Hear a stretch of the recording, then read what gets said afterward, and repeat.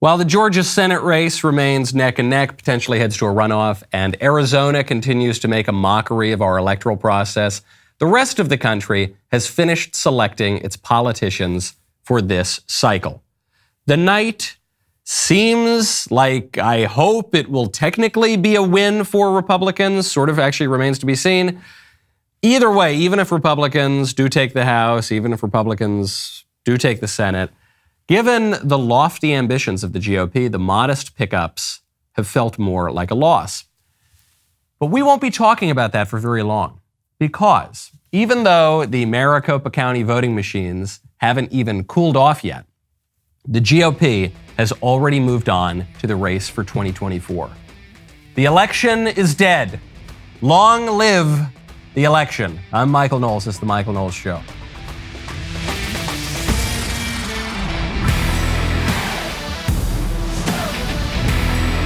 Welcome back to the show. My favorite comment yesterday is from Aaron Levitt, who says, the Dems are telling us that they have managed us so well that we, the richest country in the world, can now afford canned pasta. Yes, not a great election pitch, and yet the Dems did pretty well, though the man who made that claim, the man who advised people who are struggling in Biden's economy to just go eat Chef Boyardee, that guy did lose his job last night. And we'll get to that because I'm very excited about that race. There's still some big wins. There's still some great stories from election night, but it was not the total bloodbath that a lot of people had been expecting. And that means that you're going to still have more Democrat control over the country than we had hoped for, and you're going to have more of your political opponents prying into all the things you're doing, and it's why you need to use a VPN. That's why you got to check out ExpressVPN.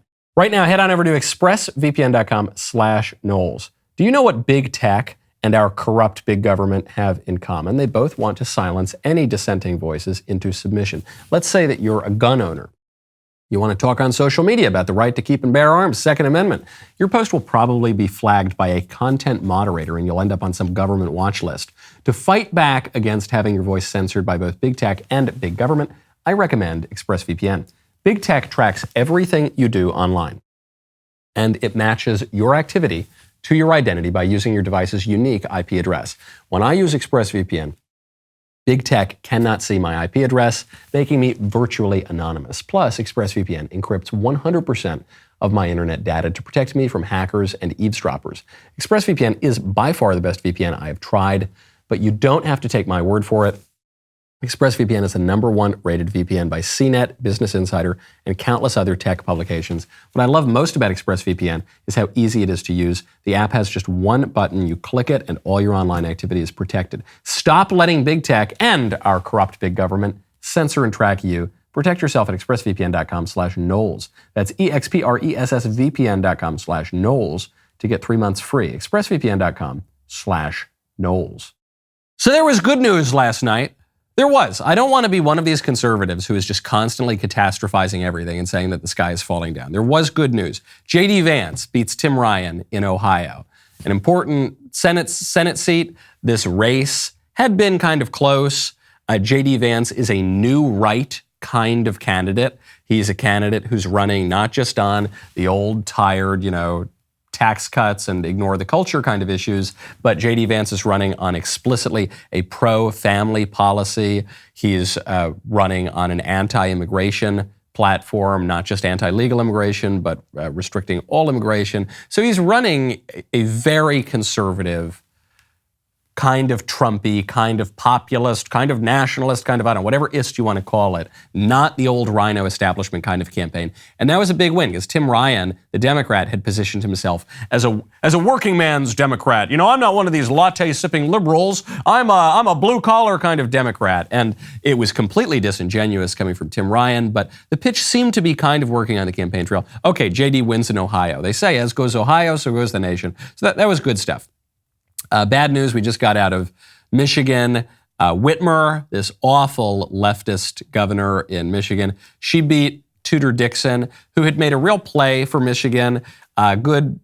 Seemed like a decent Republican candidate, but just could not go the distance. So Democrats win there. Kathy Hochul in New York beats Lee Zeldin, the Republican. I don't want to beat up on Lee Zeldin too much. Lee Zeldin ran a New York Republican kind of campaign. He's not some rock-ribbed right-wing conservative, but he put up the most credible campaign, the most credible threat to Democrat power in New York since George Pataki. It was a really impressive campaign. He got pretty close. He lost in the end. Kathy Hochul wins. The Democrats win. Too bad. The big race that people are looking at is Herschel Walker versus Raphael Warnock. Right now, that is in a complete dead heat. Neither candidate, as of some minutes before this show began today, neither candidate had over 50%, which means that that race is likely headed to a runoff. It's a little frustrating, too, because the Libertarian candidate there did act as a spoiler, and even just the 1% to 2% that the Libertarian candidate got would be enough to have put Herschel Walker over the line. But Herschel Walker had problems as a candidate, so it could be headed to a runoff.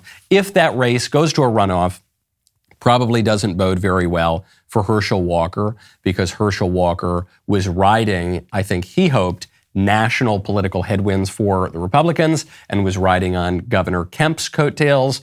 Governor Brian Kemp won, so that's an important race. But for Herschel, if it's just him, just versus Warnock, knowing also that Democrats are much better at runoff-type races, that's not great news. Now, I mentioned Brian Kemp. This was fabulous news. So Brian Kemp absolutely destroys the governor pretender in exile, Stacey Abrams, the president of the universe, according to Star Trek. Stacey Abrams has never really conceded her gubernatorial loss in 2018, and she just got completely destroyed with facts and logic and votes last night. It was so bad that she had to concede. This is a woman who a lot of us thought maybe she just won't concede. She still hasn't conceded her race from 4 years ago. Well, she had to concede this time. It was just so bad. He beat her 53.5% to 45.8%. So you can't really claim voter fraud in that kind of a race, especially when the Democrat loses, and the Democrats are the ones who are known for their shenanigans. So she lost, and she's conceded. And then another totally satisfying race. This was so delicious. This was so delectable. Beto O'Rourke just got BTFO'd. I mean, just got absolutely blown out of the water. And the race was 55.6% to 43.1%. Devastating. Republicans are just being absolutely merciless in their mockery of him, which we will get to a little bit later on in the show. But really, really good news there. And then there were just some losses. And one of the most painful losses for a lot of people, I think, is the Pennsylvania Senate race. Dr. Oz loses to John Fetterman. Here's Fetterman's victory speech. Yeah, I'm not really sure what to say right now. My goodness.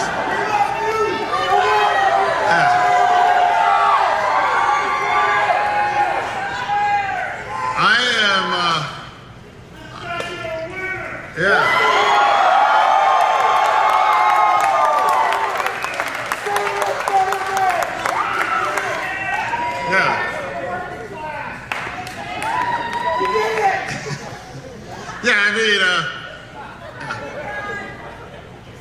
So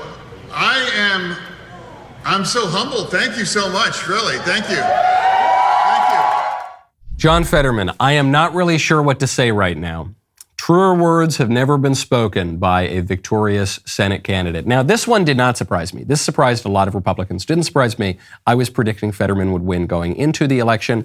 That's because, well, one, it's because Philadelphia is known for some shenanigans, especially in close races. But even more than that, because Dr. Oz was a terrible candidate, and I've made no bones about that fact. I think he's just awful. I think he's a total loser.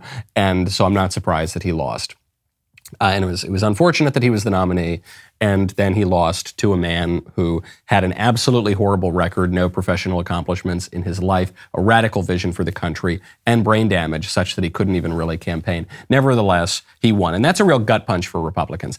Now, again, I don't think the fact that Republicans lost to a guy with brain damage, as is the headline right now, I don't think that's actually the big issue here. Okay? Because if it were me, if I were a Pennsylvania voter, and it were reversed, and it was the Republican who had some health problem, and he wasn't really functioning, he wasn't on the campaign trail, versus some articulate Democrat. I would still vote for the Republican. I don't really care. I want the Senate majority. I want a guy who's going to reliably vote for the right stuff. And so I'm not really surprised by all that. The health issue, it doesn't bug me nearly as much as his just insane policy agenda. Now, I mentioned this question of fraud and irregularities and shenanigans and all of that. I don't think Republicans can blame these losses on voter fraud, because we did get most of the results last night relatively quickly. Now, you might still say there's a big problem with widespread mail-in voting. I do think that's a problem. I do think that's open to abuse. I do think there's a problem with ballot harvesting. I do think there's a problem with early voting. I think all of these things are absolutely awful and have no place in a stable, sacred democracy that we are supposed to be. And I do think it opens up the possibility of fraud. That's not my crazy conspiratorial view. That's the view of Barack Obama. That's the view of basically everybody with two brain cells to rub together. Yeah, that's all a problem. But we did get most of the results last night. And so there are other problems. There are other political problems. Why did the Republicans not do nearly as well as we were supposed to? We'll get into that. In terms of the issues where, the places where fraud really may have been a problem, the top of that list is Maricopa County. Maricopa County, early in the day, we're talking about a county that had problems in 2020 and a state that was hotly contested in 2020. There were lots of questions about voter integrity. And early in the day, 1/5 of the voting machines in Maricopa County malfunctioned. Here's a poll worker explaining what happened. So I put my ballot in, it got misread, but then what was happening? Put it in there. Yeah. And tonight, a Republican and a Democrat will sit and go through all of the misread ballots all over the county. Okay. And count them. And it will get counted. Okay. And okay. Then both machines were not working. Yeah. No, nothing's working in the last half hour. Nothing. Thank you. Nothing's working for the last half hour. Sounds like the people who, not that nice sounding lady, but the people who set up those machines, the people whose only job it was to run that election, sounds like probably Arizona should have hired some better people for that. When you want to hire better people for your enterprise, you got to check out ZipRecruiter. Right now, head on over to ZipRecruiter.com/Knowles. Are you hiring? What type of role are you hiring for? Maybe you need to hire someone who can wear many hats, which can be very difficult. Or maybe you have a simple position to fill, but it's taking forever to find someone who's a great fit for your company. Whether you need to hire a civil engineer in New York, a pediatric nurse in Nebraska, or an attorney in Colorado, ZipRecruiter can help you find qualified candidates fast. Now you can try it for free at ZipRecruiter.com/Knowles. From accountant to zoologist and everything in between, ZipRecruiter's matching technology finds people with the right experience for your job and presents them to you. Then you can invite your top choices to apply. ZipRecruiter is so effective that 4 out of 5 employers who post on ZipRecruiter get a quality candidate within the first day. Try it now for free at this exclusive web address, ZipRecruiter.com/Knowles. That is ZipRecruiter.com/KNOWLES. ZipRecruiter.com/Knowles. ZipRecruiter, the smartest way to hire.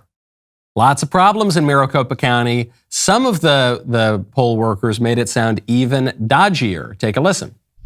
So what happens is we have 2 tabulators. One of the tabulators is not working, okay? The other tabulator is taking about 75% successful. So 25% of them are being misread, and it could be a printer issue, or it could be the tabulator itself. So when it's misread, you have an option to put it into what's called box 3, and it gets read, whether it goes downtown and gets read manually, or whether it gets refed into our tabulator. You don't want to adjudicate. They get read, okay? So no one's trying to deceive anyone. Of course not. Not on election day. That would never happen, right? No, that would never happen. So choices are, you guys. Sure. If I get up there and that happens to my ballot, can I take my ballot with me and go somewhere else? You cannot leave the premises with the ballot.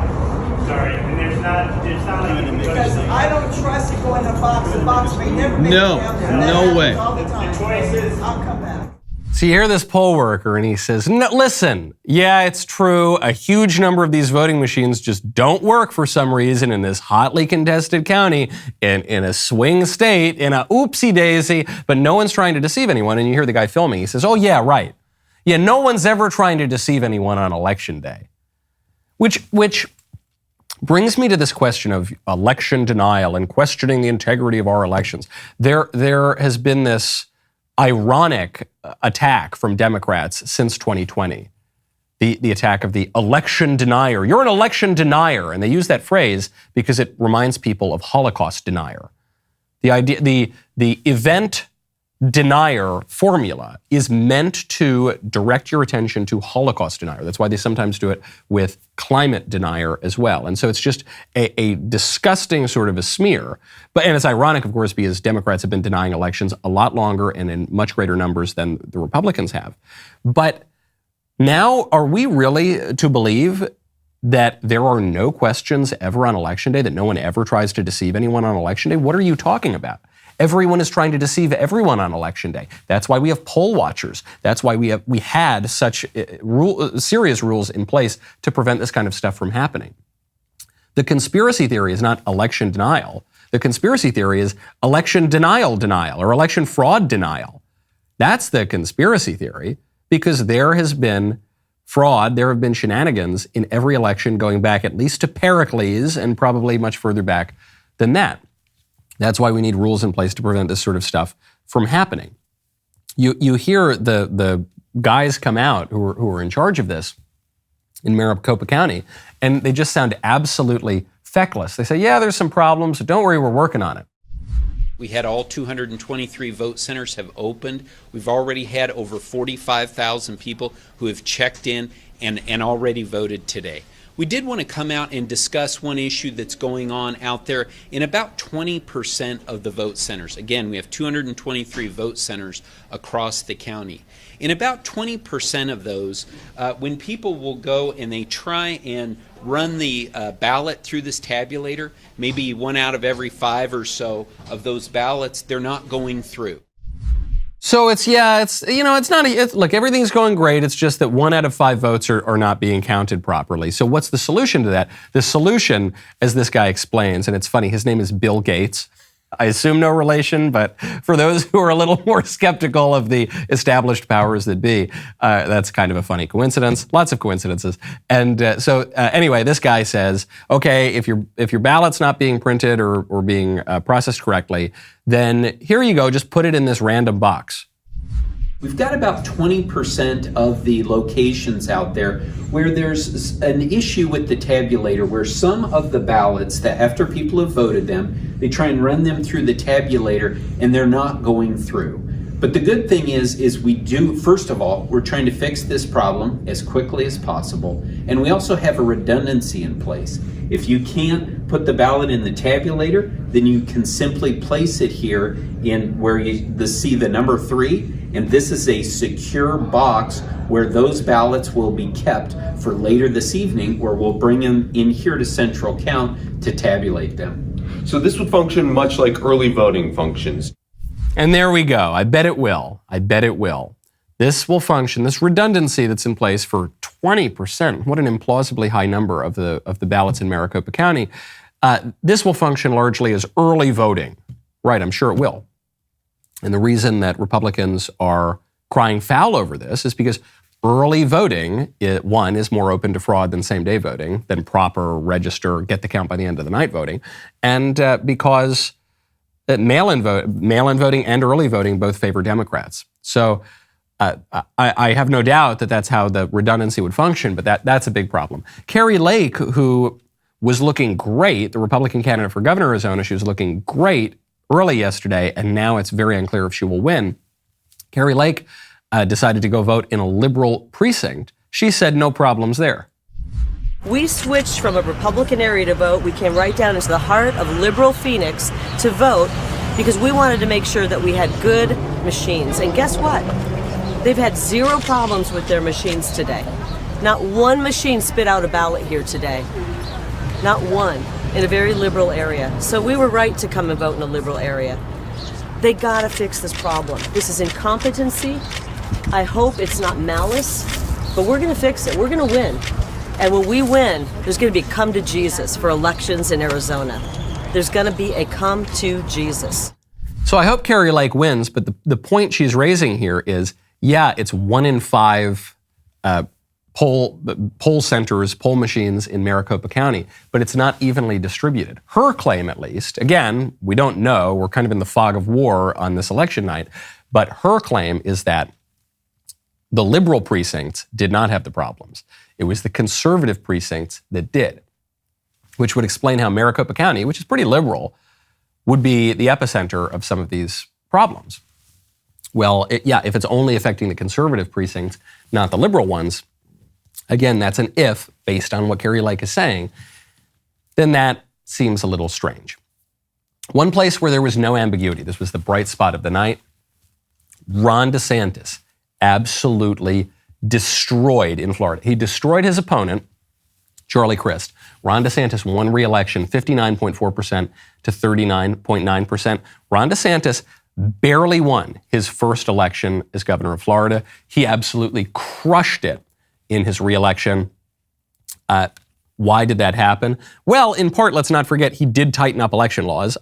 I don't think that's the chief reason, but that's part of it. Why did he? Because he's been a great governor of Florida, and everybody loves the guy down there, and he just led the way in the nation, especially among the governors, on COVID and on education and on dealing with woke corporations, and he's just been a fabulous, fabulous governor. And so as a result of this last night, Ron DeSantis has a very credible case to run against Donald Trump for president. Going into last night, a lot of people would not have said that.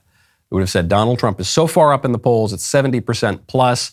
DeSantis is somewhere around 10%. It's just, if Trump decides he's running, he clears the field. No one can credibly run against him. After last night, especially where a lot of Trump-endorsed candidates did not do very well, for whatever reason, and Ron DeSantis not only destroyed in his re-election campaign, but really brought Florida very firmly into the Republican camp. Ron DeSantis now could very credibly come out, even if Donald Trump announces that he's running for president next week. And it's, I think, unclear that he will do that. He had implied that he would do that, but after last night, after the Republicans did not do nearly as well as we thought we would, it's unclear if he will do that. But even if he does, Ron DeSantis, I think, could announce a run against him. And he could have a very serious campaign. And if Ron DeSantis runs on his record, runs on the election wins in Florida, runs on the underperformance of the Republicans nationally, particularly some of the Trump-endorsed candidates, that's a good case. Now, there's one candidate in Florida who is a Senate candidate there, Republican, who Trump did not endorse, who Ron DeSantis did endorse, and that candidate lost. So some people are going to say, well, look, it's not just that Trump's endorsements weren't that great, but DeSantis' endorsements nationwide, that one guy didn't do that well. And on the rest, DeSantis and Trump were basically agreed. Okay, yeah, I just think that gets wiped away when you look at the massive shift of voters to the Republican Party in Florida. Now, again, is that all thanks to DeSantis? Is part of that thanks to the coronavirus? Is part of that thanks to the lockdowns and people voting with their feet? So you just see an influx of Republicans into Florida. Now, is that thanks to Ron DeSantis because Ron DeSantis was governing in a good way? There's a little bit of a chicken and an egg here. But the upshot of all of it is we now have, now that the 2022 midterms are over, we now have a much, much more competitive 2024 Republican presidential primary than we did 2 days ago. How is Donald Trump reacting to the much more competitive Republican presidential primary because Ron DeSantis did so well in Florida? He is threatening him. So Trump comes out, says in an interview with Fox News Digital, quote, DeSantis shouldn't run. You know, I don't think he should run. It would not go very well for him. And then he says, this is a direct quote, I would tell you things about him that won't be very flattering. I know more about him than anybody other than perhaps his wife. So there's a threat. Trump is, and I don't think it's an idle threat. I bet the Trump campaign has pretty good Oppo research on DeSantis because DeSantis has been the chief threat to Trump on the right for months now, or more than months, even over a year now. And so I'm sure he's got some Oppo on it. What is the threat here? The threat here seems to me, Ron DeSantis, I'm going to say that you've got woman problems. Right? I think that's why he includes that line, other than perhaps your wife. And that's one of the lowest hanging fruits in politics, is to accuse someone of having an affair or whatever. Obviously, Trump has been accused of this many times, and it was an issue in the 2016 campaign. So I think that's what he's saying. He's saying, I got a lot of dirty laundry on you. Now, maybe Trump is also insinuating, I've got, more political scandals, or I've got financial scandals, or I've got this, or I've got that. But I think from this threat here, Trump is clearly insinuating that he's got a sex scandal up his sleeve. Now, is Trump bluffing? Trump has bluffed many times before. But what you can see is this is starting to get nasty. Now, all the nastiness is coming from Trump. You'll notice DeSantis is not attacking Donald Trump at all, which does seem to suggest that DeSantis is feeling very confident right now. Trump is feeling less confident. The fact that Trump attacked DeSantis the other day, called him Ron DeSanctimonious, was evidence, I think, of Trump feeling a little insecure here, because Trump, whatever you want to say about his attacks, and they can be brutal and they've destroyed people, Trump, to my knowledge, has never started a fight.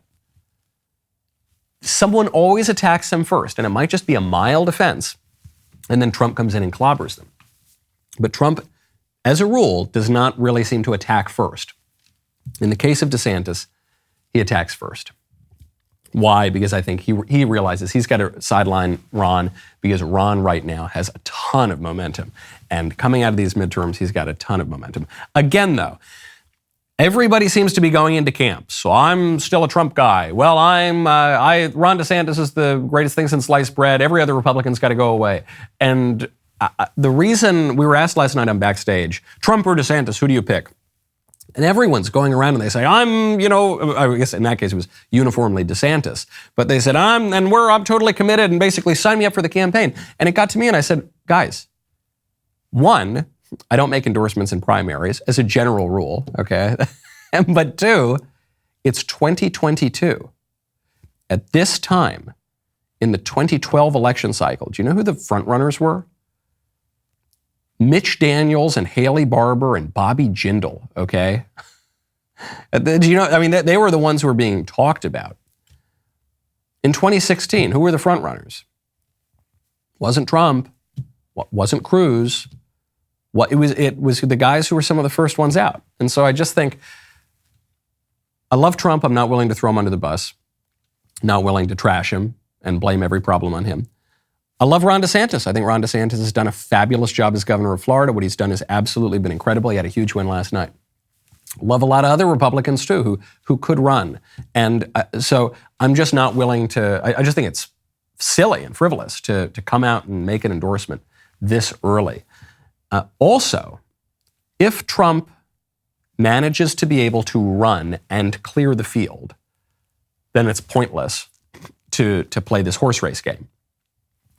And if Trump can't clear the field, if other people run against him, or if he doesn't run at all, then it's also pointless to jump on board with the candidate right now, because that means that everyone's going to get in. If Trump is not clearly clearing the field, you're for sure going to get DeSantis. But think about all the other people who have run for president, who could run for president again. Tim Scott, his publisher said he was running for president. Remember that? Nikki Haley's clearly intimating she would run for president. Ted Cruz was the number 2 guy last time. He could mount a very credible campaign. Josh Hawley has intimated that he might run. Rand Paul could easily run. I just think it'll be everybody. I think everybody will jump into that race. So what happened last night? What do we blame?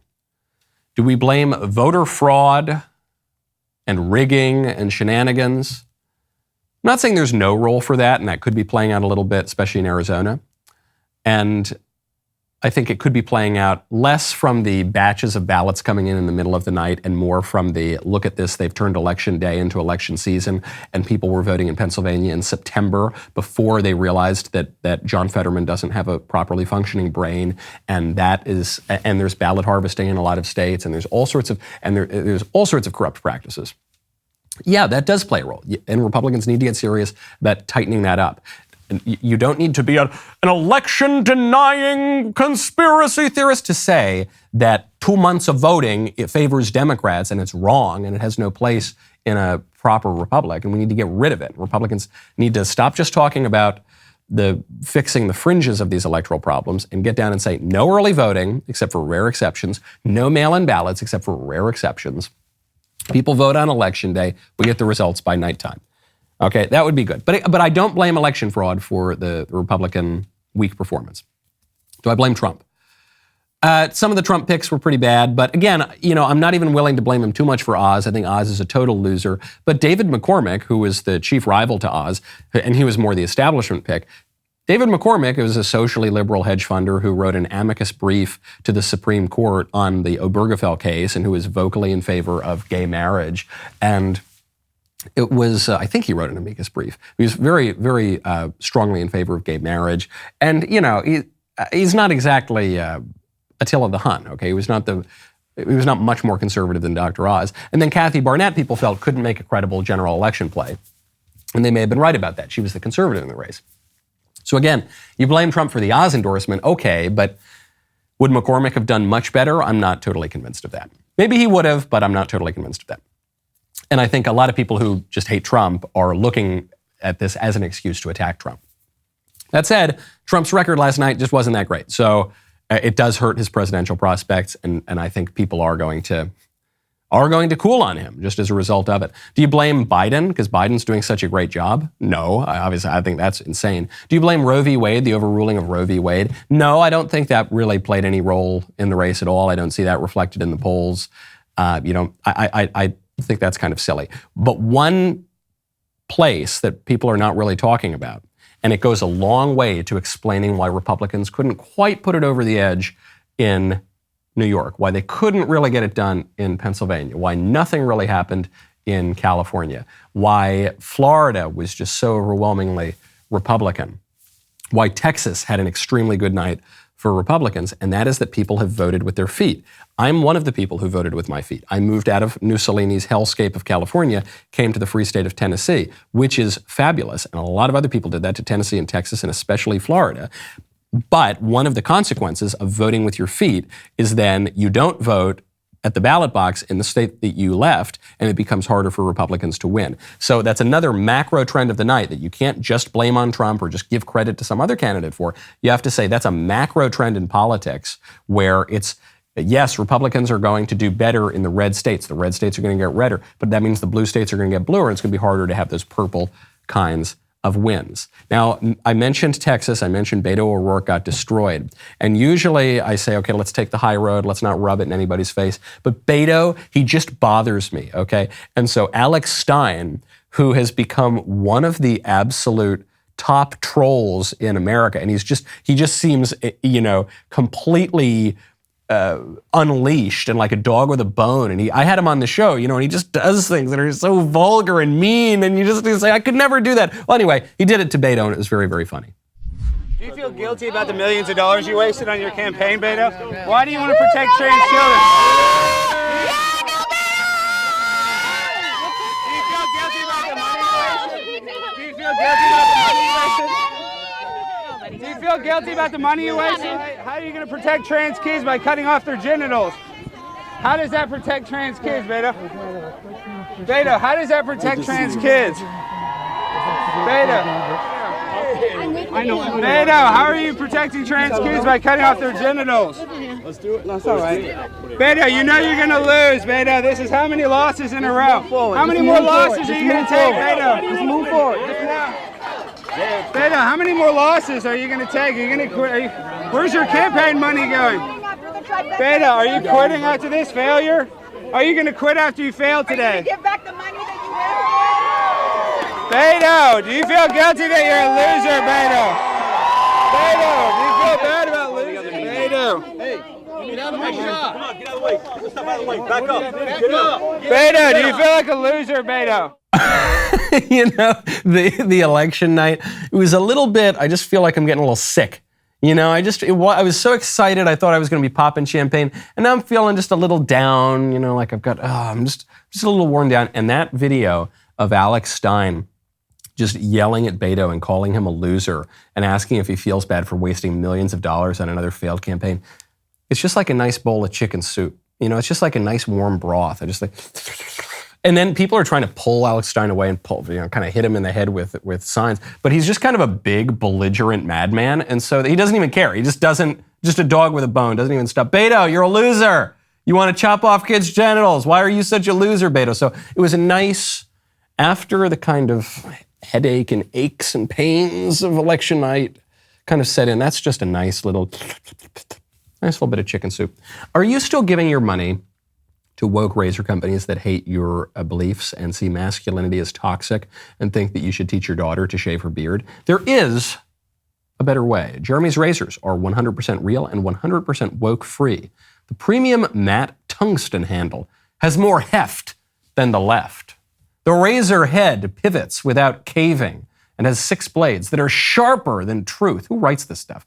Those other razor companies keep virtue signaling to the totalitarian left and using your money to do it. You don't have to let them. When you buy Jeremy's razors, you are not just making Jeremy richer, you're making the woke left poorer. 75,000 people have already made the switch. Go to jeremy'srazors.com to get 40% off your Founders Series Shave Kit today. That's jeremy'srazors.com. Jeremy's Razors, shut up and shave.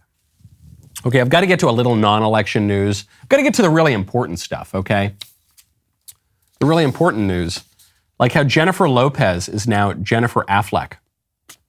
Did you know this is a New York Times essay on why it matters that J. Lo is now J. Aff. I'm not joking. And I actually agree with the writer, Jennifer Weiner. It does matter. It actually does matter that Jennifer Lopez is calling herself Jennifer Affleck. Jennifer Lopez was asked about this. She said, "Of course I changed my name. It's romantic and traditional." Now, this lady who wrote the op-ed says that it's cringy.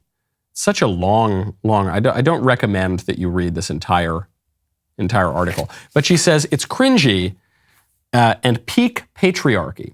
And says Ms. Affleck, by the way, she's not Ms. Affleck, she's Mrs. Affleck. Ms. is a feminist prefix invented in the 1970s. Miss or Mrs., those are the proper terms. So Mrs. Affleck may be surrendering to the power of love with this, her 4th marriage. But given the cringy history behind the practice, a woman doesn't take her husband's last name. A woman taking her husband's last name feels to me like a submission, a gesture that doesn't say I belong with him so much as I belong to him. And at this fraught moment for feminism in America, a woman like the former Jennifer Lopez deciding to change her name feels especially dispiriting. Okay, well, yes, in part, it is a submission. Yeah, it is a wife submitting to her husband.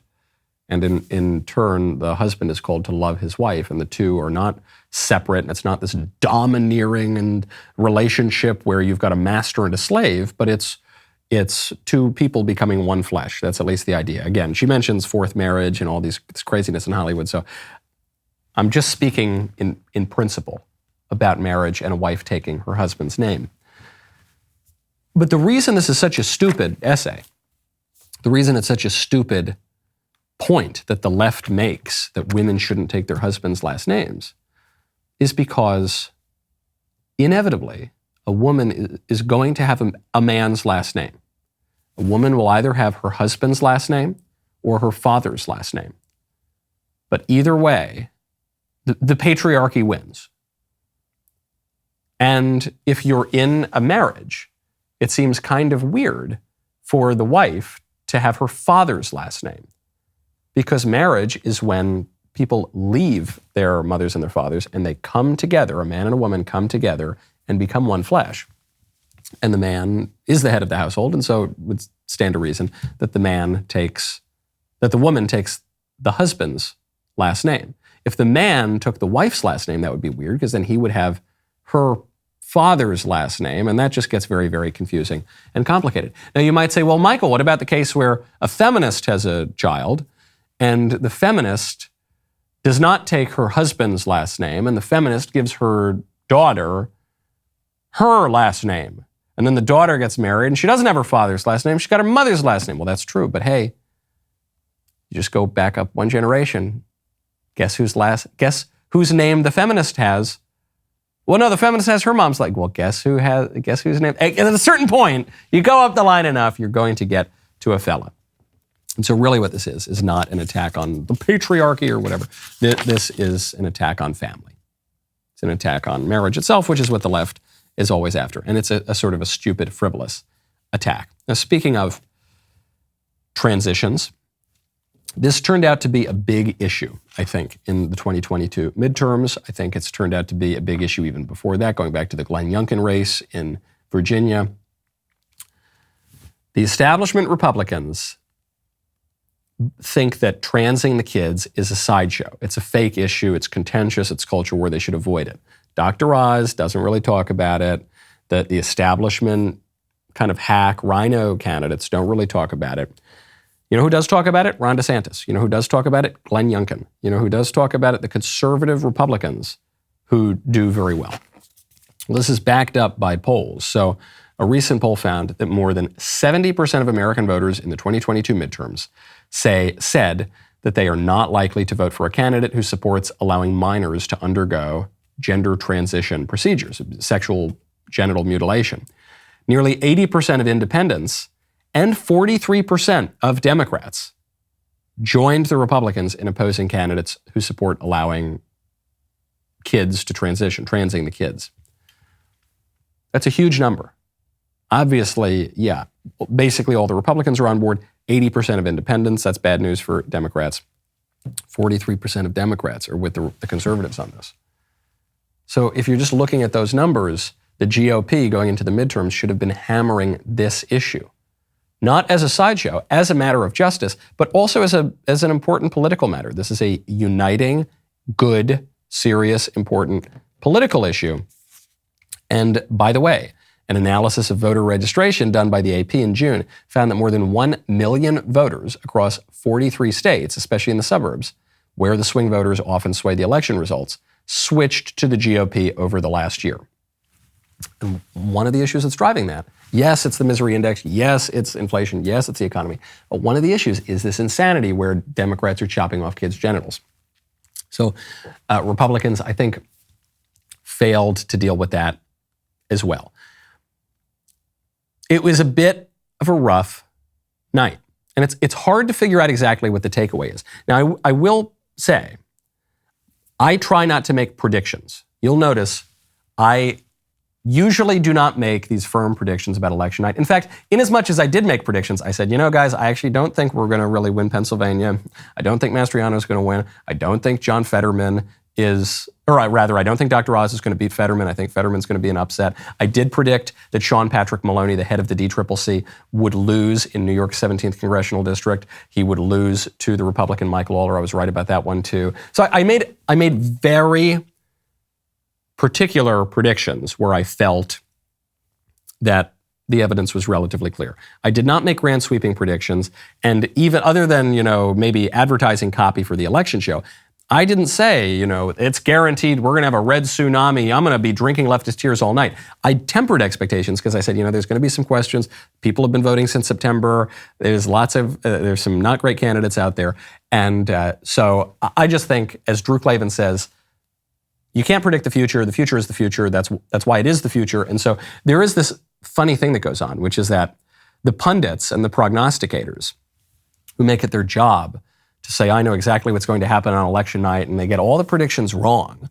Then the next day they come out and they tell you precisely why their predictions, precisely why things happened as they did happen. And they kind of ignore the fact that their predictions were all wrong. That happens across the aisle, and it happens all the time with political pundits. Being a political pundit is never having to say that you're sorry, especially if you're the kind that just tries to predict every single race. And so you're going to see a ton of people today say, well, this is exactly why the Republicans didn't do very well. And you're going to see a coincidence here that the reasons why the Republicans didn't do as well as they were supposed to is going to totally line up with all of the pundits' priors. It's going to affirm every premise that the pundits had going in, even if those premises did not result in accurate predictions for election night. And that's just what happens. That's just politics. But I've got a less popular, but I think more accurate take, which is there are a lot of factors here. And you can't just blame it on the fraud, and you can't just blame it on Trump, and you can't just blame it on early voting, and you can't just blame it on Roe v. Wade, and you can't just, there's a lot going on, especially when you look at two races. You look at J.D. Vance and Blake Masters. J.D. Vance in Ohio, Blake Masters running for Senate in Arizona. They ran the same campaign. They're basically the same candidate. They've got the same background. They've got the same backers. They ran on the same platform. J.D. wins. Blake very, very likely will lose, or it's just very unclear, at least at the moment. Why is that? Well, Ohio and Arizona are different. That's part of it.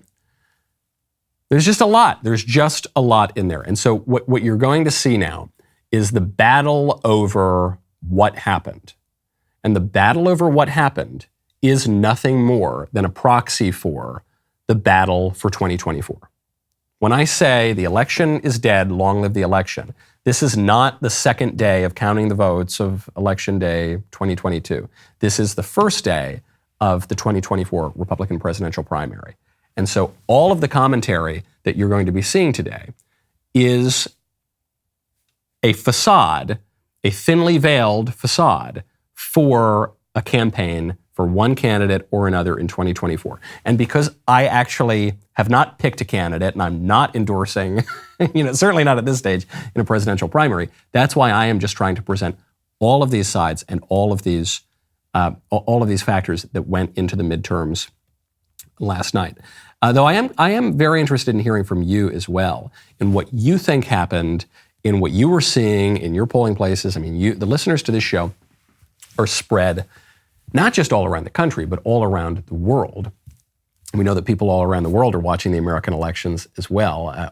Most of the people here at the Daily Wire have coincidentally just been overseas in Europe or the Middle East within the past month.